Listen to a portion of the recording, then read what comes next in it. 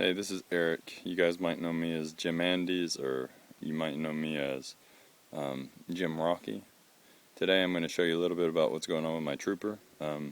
We started working on it yesterday, and I'm glad we did because it has a number of problems. So I'm going to show you what's going on with it. Here we see the Trooper set up at my friend's house. This is his quote-unquote shop. It's typical in Chile.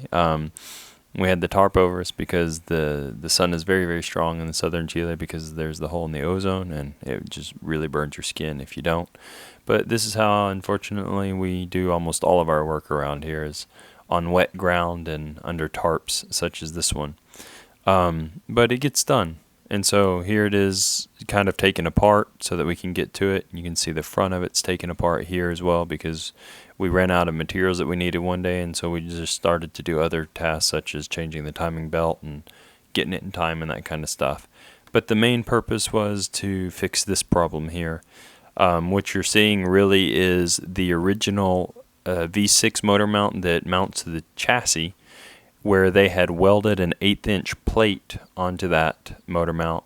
And because I have the 4JB1T motor in my Trooper, the motor mount that is mounted to the block of the motor sits about 2 inches further forward, or 1.5 inches further forward, as you can see to the left of this image.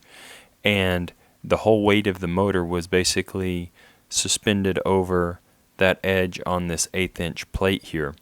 So with time and the torque of the motor, it literally ripped in half, and then the only reason that the motor didn't fall any further to the side was because it was wedged in there and it couldn't get out. But it still moved and rocked back and forth quite a bit. Here you see a better angle of how the motor was literally mounted to an 1/8" plate. Clearly it wasn't strong enough for what they were doing, and they just did a really haphazard job of putting this thing together. Here, after we lifted the motor on the hoist, we didn't even have to break it loose. The mount just literally fell off, and you can see where the 1/8" plate was split in half and how they had just tack welded basically a short run of welding on the top edge of the V6 motor mount that was mounted to the chassis itself. And then here you can see that with a pry bar and a screwdriver, we could just pop the weld that they made off because it just wasn't very well done at all. Nothing in this installation was done. I'm kind of sad that I bought it that way, but at least it came with the motor. Here once again you can see that the factory motor mounts were attached to the 1/8" plate, and that's what caused it to break, and then it caused some other problems. And you also notice that we're looking at the right side motor mount. The problem is it was on the left side of the truck. They had the right on the left and the left on the right, so it just wasn't a real good job that they did with this motor installation at all.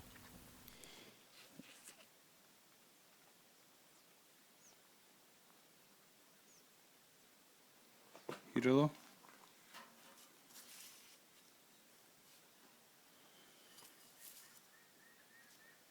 So this that I'm showing you guys here is the mounting bracket we're using for the motor mounts to adapt our 2.8 into my Trooper.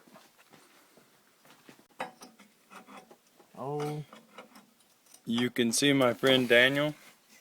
He's putting in the motor mount, and it looks like we have a little bit of a problem with the alignment of the holes. It must have moved while we were making the finishing up the welding, because we had a tack welded in, and then we finished welding it up outside, but it looks like it warped a little bit maybe. So we'll have to fix it up and then we'll put it in. So here's the driver's side motor mount. What we've ended up doing is we have fitted a piece of 8mm plate. Guess it's around 1/4 inch in thickness. And because of the V6 motor mount that's on the chassis, we could only do so much movement and only work so much into it. I know the camera's going kind of crazy, but it's okay. because it'll only be a second. That mount right there, since it's a solid plate, we couldn't put a bolt through the back and bolt this 8mm plate to it. So what we did is right here you'll see that we cut the head off of a bolt, we welded it from the back, and then here we tack welded the head of a bolt on through the back. And that way now we can actually mount the engine mount that is the original engine mount that came with this motor on here, and then we'll be able to mount it onto the truck. And my friend Daniel over here, he's got the mount fixture on the actual motor, and we had to cut it to make reliefs in it and fold it inward toward the motor so that it had the same angle as the V6 motor mount, and that way it'll sit in there pretty square.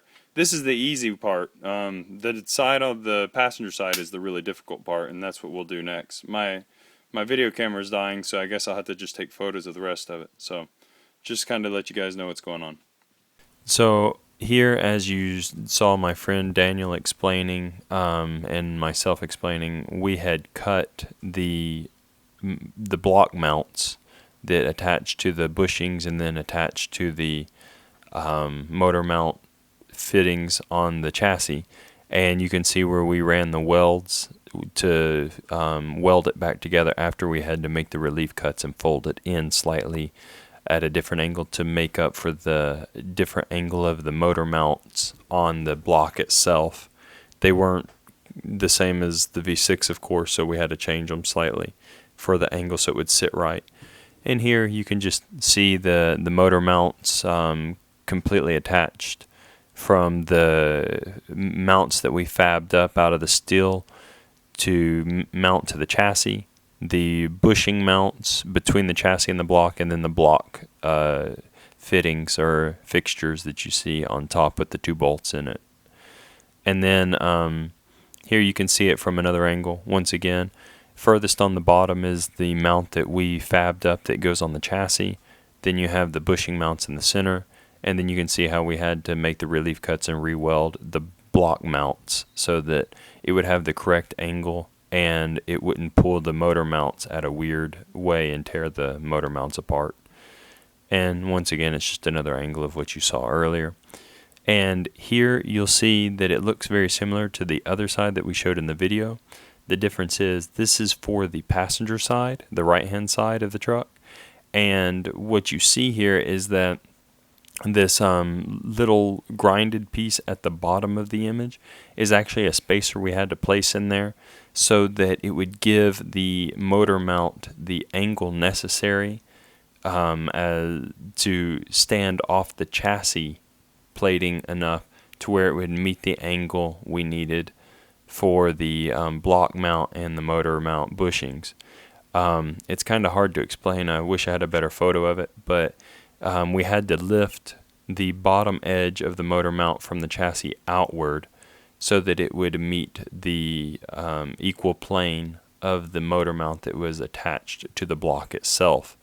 And this actually is the first revision, but I don't have any other photos, but we did have to weld other pieces of metal in there and actually space it off even more. I think that we ended up having to space the bottom portion of the motor mount 1/2 inch off the chassis so that it would become the correct angle for the block mount. And the only reason for that was because the block mount was already so twisted inward and such a tight angle, we couldn't fold it enough and it line up correctly so that it would be usable. So we had to adapt this chassis mount plate to the angle necessary instead of using the cutting method and scoring it so that we could fold it like we did on the other side.